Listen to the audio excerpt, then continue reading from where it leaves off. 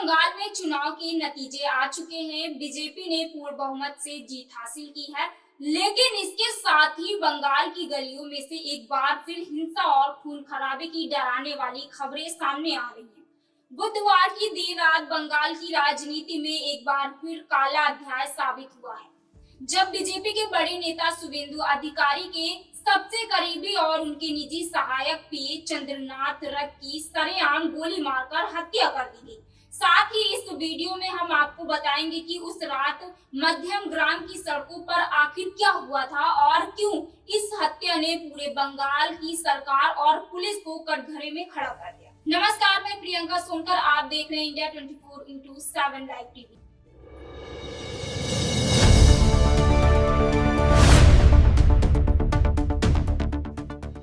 दरअसल ये वारदात हुई उत्तरी 24 परगना जिले के मध्यम ग्राम के दोहरिया इलाके में।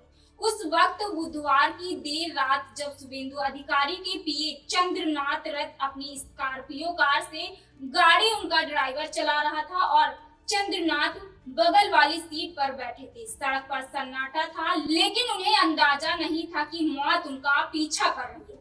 पुलिस और चश्मदीदों के मुताबिक एक संदिग्ध कार काफी देर से चंद्रनाथ की गाड़ी का पीछा कर रही थी। जैसे ही मौका मिला, पीछे वाली कार ने ओवरटेक करके चंद्रनाथ की गाड़ी के आगे अपनी कार लगा दी और रफ्तार धीमी कर दी। जबरन चंद्रनाथ के ड्राइवर को भी ब्रेक लगाना पड़ा। बस इसी पल का इंतजार हमलावरों को इंतजार था। जैसे ही गाड़ी रुकी, अचानक बाइक पर सवार कुछ बदमाश आए और उन्होंने कार की खिड़की से चंद्रनाथ के सीने में तड़ातड़ गोलियां उतार। बताया जा रहा है कि हमलावरों ने करीब 10 राउंड फायरिंग की। इस हमले में चंद्रनाथ को संभालने का मौका तक नहीं मिला। उनके सीने, पेट और सिर में गोलियां लगी। हमला इतना खतरनाक था कि गाड़ी का ड्राइवर भी पूरी तरह घायल हो गया, जिसका अभी कोलकाता के SSKM अस्पताल में इलाज चल रहा है। चंद्रनाथ को तुरंत पास के प्राइवेट अस्पताल ले जाया गया, लेकिन डॉक्टरों ने उन्हें मृत घोषित कर दिया। बीजेपी नेता सुकांता मजूमदार का दावा है कि चंद्रनाथ के शरीर में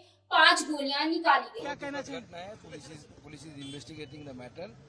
आप धैर्य रखिए। कार्यकर्ता को हमने बोला कि धैर्य रखिए और पुलिस पूरा व्यवस्था लेगी। डीजी साहब आए थे खुद और डीजी पुलिस ने जो बताया, इन्वेस्टिगेशन बहुत दूर तक गया है। किसी को बख्शा नहीं जाएगा। लीगली जो प्रोसीड्योर है सबको कानून के दायरे में लाया जाएगा, एक भी नहीं बचे। आप अंदर गए थे, देखे क्या हुआ था? कितने गोलियां कितनी लगी थी दादा? अभी 5 गोलियां लगी ऐसी पता चला है। अभी पोस्टमार्टम होने दीजिए, उसके बाद पता चलेगा। Thank you. बता दें कि चंद्रनाथ रथ कोई मामूली शख्स नहीं थे। वे पिछले कई सालों से शुभेंदु अधिकारी के साथ साए की तरह रहते थे। उन्होंने हाई प्रोफाइल भवानीपुर चुनाव में भी शुभेंदु के लिए दिन रात मेहनत की थी। बीजेपी नेताओं का कहना है कि उनकी इसी राजनीतिक सक्रियता की वजह से उन्हें निशाना बनाया गया है। आशंका जताई जा रही है कि यह कोई मामूली झगड़ा नहीं था, बल्कि एक सोची समझी साजिश, सुपारी किलिंग थी। मामले की गंभीरता को देखते हुए बंगाल पुलिस ने जांच तेज कर दी है। डीजीपी सिद्धार्थ नाथ गुप्ता ने बताया कि एक संदिग्ध गाड़ी जब्त की गई है, जिसकी नंबर प्लेट के साथ छेड़छाड़ की गई थी। मौके से खाली कारतूस और जिंदा गोलियां भी मिली हैं। सूत्रों की माने तो हत्या में ऑस्ट्रेलिया की बनी ग्लॉक पिस्टल का इस्तेमाल हो सकता है, जो अक्सर पेशेवर अपराधी इस्तेमाल करते हैं। फिलहाल 3 स्थानीय लोगों से पूछताछ की जा रही है, लेकिन मुख्य हमलावर अभी भी फरार है। इस हादसे के बाद बंगाल की राजनीति में उबाल आ गया। बीजेपी विधायक तरुण ज्योति तिवारी और किया घोष ने सीधे तौर पर टीएमसी पर उंगली उठाई। उनका कहना है कि बीजेपी की जीत से बौखलाकर टीएमसी कार्यकर्ता हिंसा पर उतारू हैं।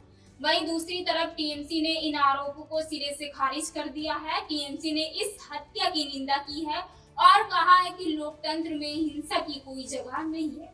इसकी निष्पक्ष जांच होनी चाहिए। हिंसा की आग सिर्फ मध्यम ग्राम तक ही सीमित नहीं है, बल्कि बसीरहाट में भी झंडा फहराने को लेकर 2 गुटों में झड़प हो गई है, जहां रोहित रॉय नाम के एक युवक को गोली मार दी गई है। पूरे इलाके में तनाव है और भारी पुलिस बल तैनात किया गया है। बंगाल में चुनाव तो खत्म हो गया है, लेकिन शांति कब लौटेगी, यह एक बड़ा सवाल है। एक तरफ राजनीतिक दल एक दूसरे पर आरोप लगा रहे हैं और दूसरी तरफ आम इंसान और राजनीतिक कार्यकर्ता अपनी जान गंवा रहे हैं। इस पूरे घटनाक्रम पर आपकी क्या राय है, कमेंट बॉक्स में जरूर